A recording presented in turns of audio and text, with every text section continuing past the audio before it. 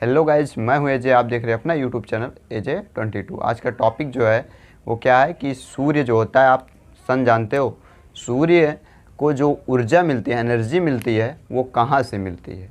यानी कि हमारा जो ये सूर्य है, इससे जो प्रकाश निकलता है ये कहाँ से मिलता है, ये प्रकाश कहाँ पे बनता है।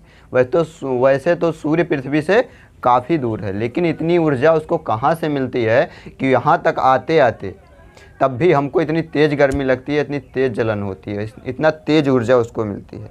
वहाँ पे तो ऐसा कोई सिस्टम है नहीं कि कोई इंसान रहता है, कोयला झोंकेगा, लकड़ी झोंकेगा, पेट्रोल जलाएगा, डीजल जलाएगा, ये सब चीज़ें तो जलाएगा नहीं। कुल मिला के ईंधन वहाँ पे कोई जलाएगा नहीं।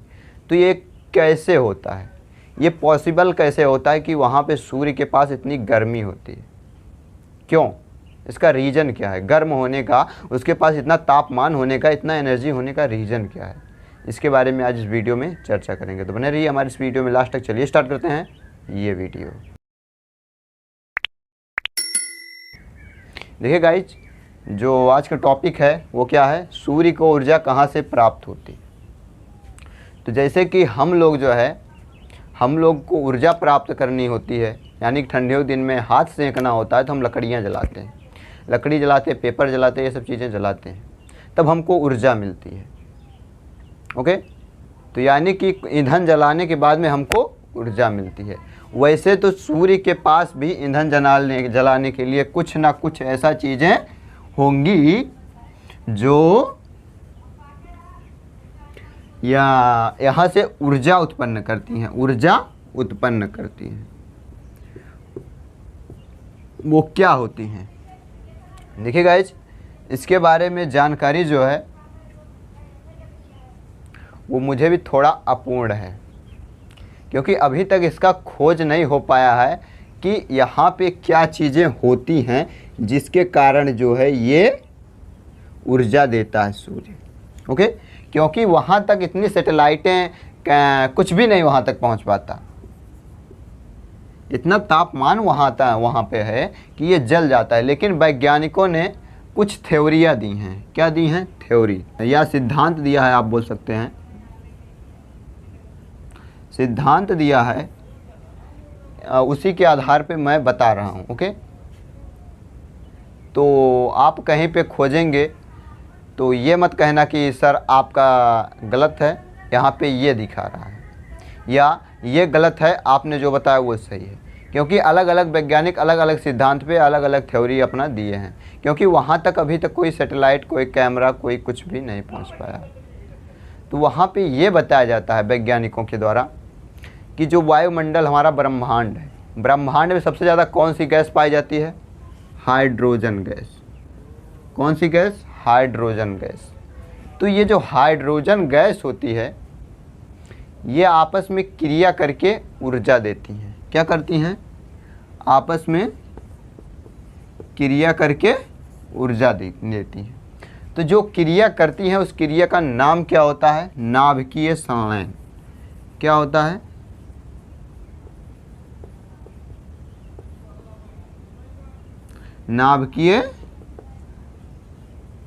नाभिकीय संलयन। जो यहाँ पे रिएक्शन होता है, उसको बोलते हैं नाभिकीय संलयन। तो आपने ये पढ़ा होगा केमिस्ट्री वाले चैप्टर में, अगर कोई परमाणु, कोई समान परमाणु आपस में जुड़ के अपने नाभिक को आपस में जोड़ते हैं तो वहाँ से ऊर्जा उत्पन्न होती है। यानी कि अगर ये हाइड्रोजन है और ये हाइड्रोजन है, ये जुड़ के आपस में जुड़ेंगे, बॉन्डिंग करेंगे, तो यहाँ से ऊर्जा निकलेगी। अभी हमने केमिस्ट्री में ये पढ़ा होगा कि जब रिएक्शन किया जाता है, कराया जाता है, क्या रिएक्शन कराया जाता है तो हमको ऊर्जा नहीं देनी पड़ती, ऊर्जा नहीं देनी पड़ती। ओके, रिएक्शन कर लेता है। लेकिन हाँ, कुछ अपवाद भी होते हैं जिनको रिएक्शन कराने के लिए ऊर्जा देनी पड़ती है। हाँ, तो आप लोग अब ये सोच रहे होगे, यार अगर रिएक्शन कराने के लिए ऊर्जा नहीं देनी पड़ती है तो बाबू ये भी सही है और ये गलत भी है। आवाज़ सोचेगा क्यों? तो देखिए इसका रीज़न क्या होता है। मान लीजिए हम Na प्लस और Cl माइनस, तो यहाँ पे Na प्लस और NaCl लिया है। अब यहाँ पे हम रिएक्शन कराएंगे, तो रिएक्शन कराएंगे तो यहाँ पे क्या होगा, अब इसको रिएक्शन करने के लिए यहाँ पे पॉजिटिव और निगेटिव होना चाहिए ना। यहाँ पे ये सोडियम 2 होगा, क्लोरीन भी 2 होना चाहिए। तो ये होगा क्यों, ये पॉजिटिव एंड निगेटिव कैसे होगा रिएक्शन करने के लिए? तो बाबू अब इसीलिए जो है इसको ऊर्जा चाहिए पॉजिटिव एंड निगेटिव होने के लिए। तो देखिए अब इसको जब आप ऊर्जा दोगे, हीट दोगे, तो ये क्या करेगा, एक इलेक्ट्रॉन यहाँ से निकाल देगा। अगर एक इलेक्ट्रॉन निकाल रहा है तो ये किस चार्ज पे जाएगा, इसके अंदर कमी हो रही है तो ये निगेटिव में जाएगा। किस में जाएगा, निगेटिव में। और ये जो ये सोडियम है ये एक इलेक्ट्रॉन ग्रहण कर लेगा, क्योंकि ये अभी एक समय उदासीन है, तो एक इलेक्ट्रॉन ये ग्रहण कर लेगा और ये एक इलेक्ट्रॉन ये निकाल देगा। तो इसके पास निगेटिव वाला चार्ज हो गया, इसके पास पॉजिटिव वाला चार्ज हो गया। अब देखिए सिर्फ ऊर्जा किस लिए दी गई है, यहाँ पे पॉजिटिव एंड निगेटिव बनाने के लिए। तो यहाँ से ऊर्जा दी, अब ऊर्जा का काम खत्म, अब होगा रिएक्शन। रिएक्शन क्या होगा, ये यहाँ से ये इलेक्ट्रॉन इधर चला जाएगा और ये आपस में जुड़ जाएंगे, यानी कि ये जो इसके पास सोडियम के पास पॉजिटिव वाला इलेक्ट्रॉन है ये क्लोरीन को दे देगा। किसको दे देगा, क्लोरीन को, और रिएक्शन के फलस्वरूप बनाएगा NaCl। अब ये NaCl जो होता है इसको बोलते हैं नमक। क्या बोलते हैं, नमक बोले तो साल्ट। क्या बोलते हैं, साल्ट। जैसे टाटा नमक, तो टाटा नमक में जो क्या होता है NaCl प्लस आयोडीन होता है। ओके, तो यहाँ पे ऊर्जा किस लिए दी गई है, सिर्फ यहाँ पे पॉजिटिव एंड निगेटिव लेने के लिए। यहीं पर अगर इसको हमें ब्रेक करना हो तो क्या करेंगे, तो इसको भी ऊर्जा दिया जाएगा। अब ऊर्जा दोगे तो फिर ये टूटेगा, फिर ये पॉजिटिव एंड निगेटिव में जाएगा, और ऊर्जा दोगे तो ऊर्जा से इलेक्ट्रॉन इसमें आएंगे, तो इसका इलेक्ट्रॉन इधर भाग जाएगा और ये इलेक्ट्रॉन पॉजिटिव हो जाएगा, ये भी पॉजिटिव हो जाएगा, ये भी पॉजिटिव हो जाएगा और ये हो जाएगा। वैसे तो आप जानते हैं जो ये क्लोरीन होता है ये परबल ऋणात्मक होता है, और सोडियम परबल धनात्मक होता है। ओके, तो ये आप वैसे ही हाइड्रोजन प्लस हाइड्रोजन करेंगे क्रिया। तो यहाँ पे हमने रिएक्शन बताया है, ना कि इसमें नाभिकीय संलयन बताया है। ओके, तो नाभिकीय संलयन अब बताएंगे कैसे होता है। ओके, तो बने रहिए वीडियो में लास्ट तक।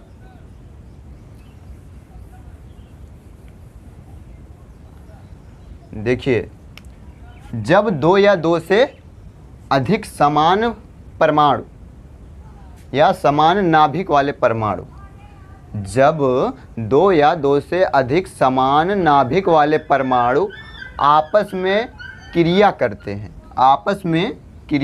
हैं, तो उस क्रिया के दौरान ऊर्जा मुक्त होती है। यानी कि नाभिकीय संलयन करते हैं तो उस क्रिया के दौरान ऊर्जा मुक्त होती है और उनके परमाणु के नाभिक के भार घट जाता है।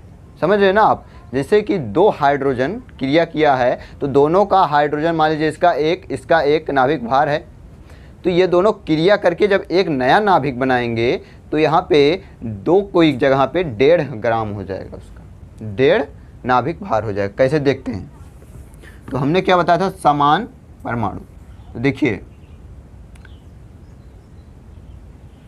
यहाँ पे ये हाइड्रोजन, ओके, और ये हाइड्रोजन। अब यहाँ पे क्या करेंगे, क्रिया, ये भी हाइड्रोजन, ये भी हाइड्रोजन, क्योंकि हाइड्रोजन अब हमेशा अकेला नहीं रहता, क्योंकि कोई परमाणु स्वतंत्र नहीं रह सकते, वो क्रिया करके अणु बना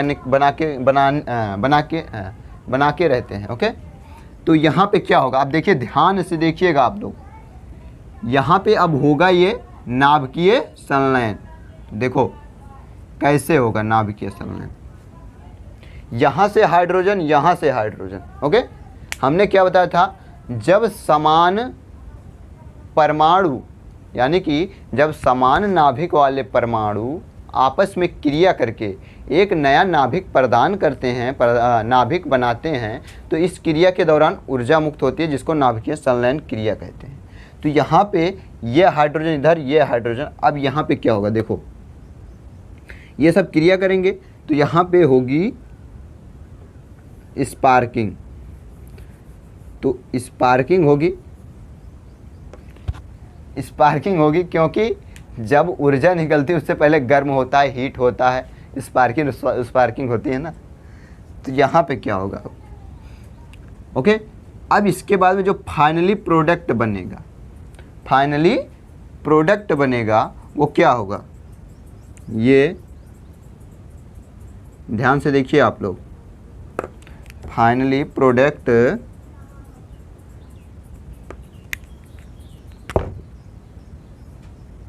ये बना है, फाइनली प्रोडक्ट ये बना है।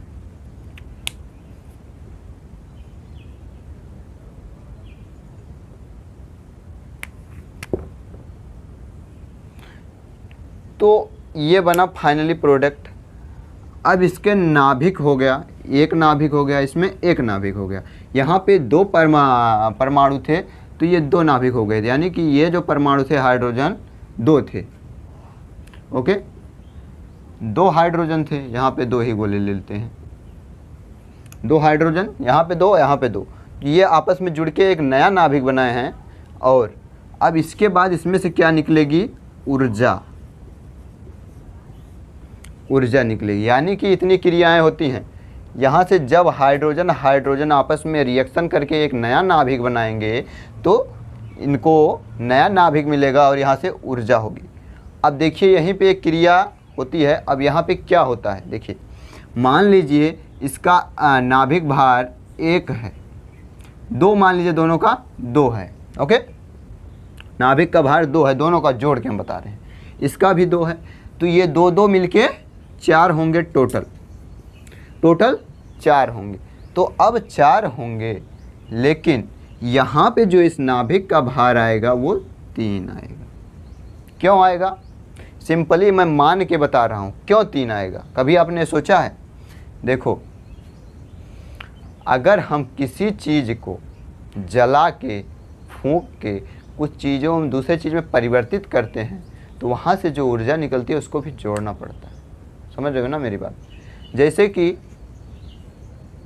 E बराबर MC स्क्वायर वाला सूत्र जानते हो, E बराबर MC स्क्वायर,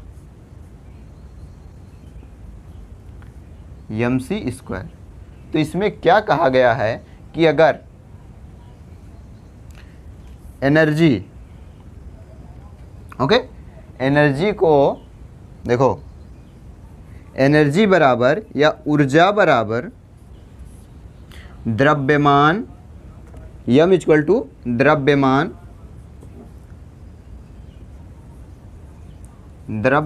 गुणे प्रकाश की चाल का स्क्वायर। Okay,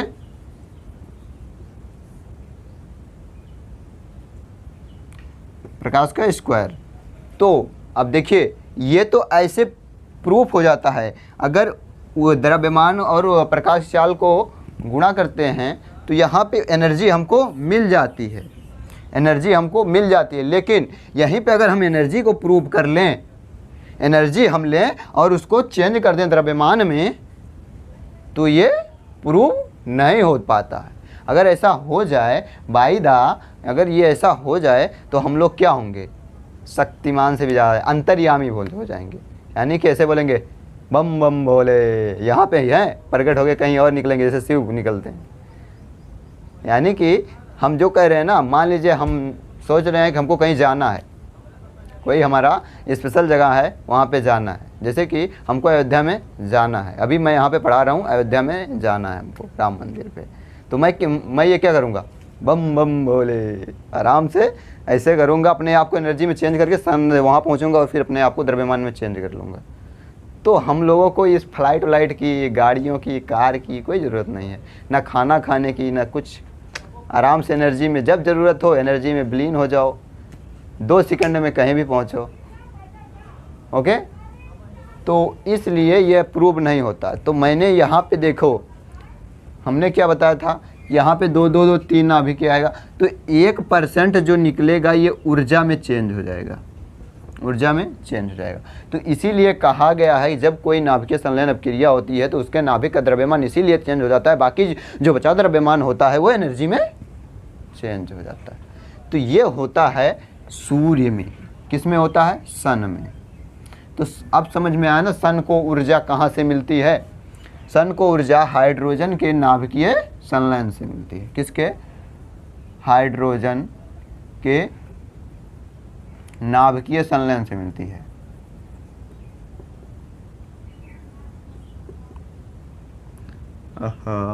sorry guys,